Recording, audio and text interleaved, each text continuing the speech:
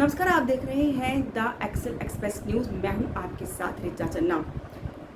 आपने देखा होगा कि आपके मोबाइल फ़ोन पर बहुत सारे बच्चे, युवा लगातार ऑनलाइन गेम जो है वो डाउनलोड करते हैं, ऑनलाइन गेम खेलते हैं और उसमें से बहुत सारी ऐसी गेम्स हैं जो कि पैसों से होती है, यानी कि उस पे सट्टा लगाया जाता है, पैसा लगाया जाता है। और कई बार आपने ये भी देखा होगा कि बहुत सारे लोग आपको यहाँ बताते होंगे कि उन्होंने इस गेम में इतना सारा पैसा जीता भी है, यानी कि पैसों को लेकर ये गेम जो है वो काफ़ी ज़्यादा होती है। और ऑनलाइन गेमिंग एक नशे की तरह जो है अब वो हो रही थी, बढ़ रही थी आगे। ऐसे में सरकार अब इसको लेकर गंभीरता से ले रही थी और अब इसको लेकर एक बिल का लोकसभा में भी पेश किया गया था, जिसे बाद में पारित कर दिया गया बिना डिस्कशन के ही।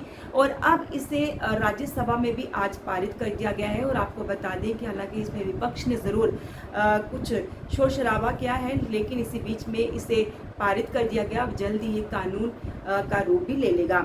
दरअसल आपको बता दें कि ऑनलाइन गेमिंग का बहुत ज़्यादा चलन चल रहा है और इसी के मद्देनज़र अगर हम बात करें तो लोकसभा में कल सरकार की तरफ से, यानी कि केंद्रीय मंत्री जो हैं उनकी तरफ से promotion regulation online gaming bill 2025 पेश किया गया था और बिना डिस्कशन के ही इसे बाद में पारित भी कर दिया गया। हालांकि इसको लेकर भी खूब सारा हंगामा हुआ था और उसके बाद आज राज्यसभा में भी पारित थी और राज्यसभा में भी इसे पारित कर दिया गया। और कुल मिलाकर कहें कि संसद से अब इसे पारित कर दिया गया और जल्द ही कानून का भी रूप ले लेगा।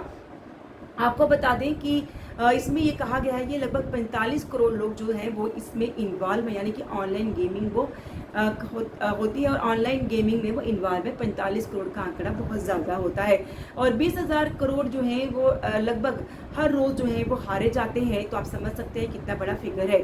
और इसके बाद ये भी कहा गया कि अगर कोई हार जाता है तो बहुत सारा कई बार पैसा लोगों ने लगाया होता है और वो जब हार जाते हैं तो उसे सहन करना इतना आसान नहीं रहता। और यही बड़ी वजह भी है कि इसको लेकर कई बार सुसाइड यानी कि आत्महत्या के मामले भी सामने आते हैं। और इसी को गंभीरता को देखते हुए इस पर कानून बनाना बेहद ज़रूरी था। और अब इसी को लेकर बिल जो है वो कल संसद में पेश किया गया था, लोकसभा में, और इसे पारित किया गया और आज ये राज्यसभा में भी पारित हो गया और अब जल्द ही इसको कानून के रूप में बदल दिया जाएगा। लेकिन आपको बता दें कि इसमें यह भी कहा गया है कि अगर आप डाउनलोड करते हैं ऐप स्टोर से, अभी भी वहाँ पर कुछ ऐसी एप्लीकेशंस हैं या अभी भी ऐसी कुछ ऐप्स हैं तो उनके खिलाफ भी अभी कड़ी कार्रवाई होगी, यानी कानूनी तौर पर भी जो है वो सज़ा दी जाएगी और साथ ही जुर्माने का प्रावधान भी रखा गया है।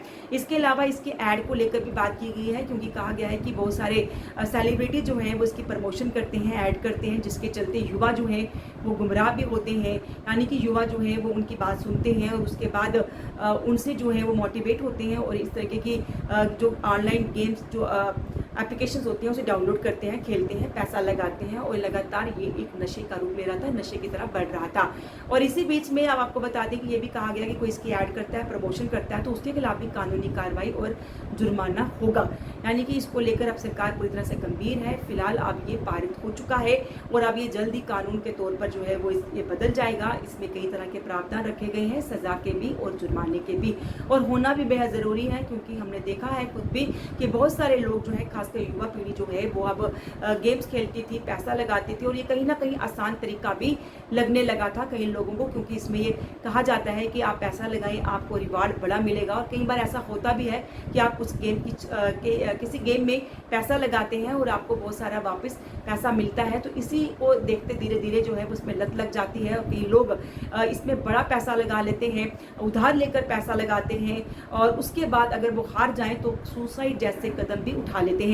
तो इसी सब को रोकने के लिए इस तरीके का प्रावधान रखा गया है और अब ये फिलहाल बिल जो है वो दोनों ही, यानी राज्यसभा और लोकसभा से पारित हो चुके हैं। अब जल्द ही कानून का रूप लेंगे और इसमें सजा और जुर्माने का प्रावधान भी रखा गया है। कैमरामैन रविंद्र के साथ रिचा चन्ना, द एक्सेल एक्सप्रेस।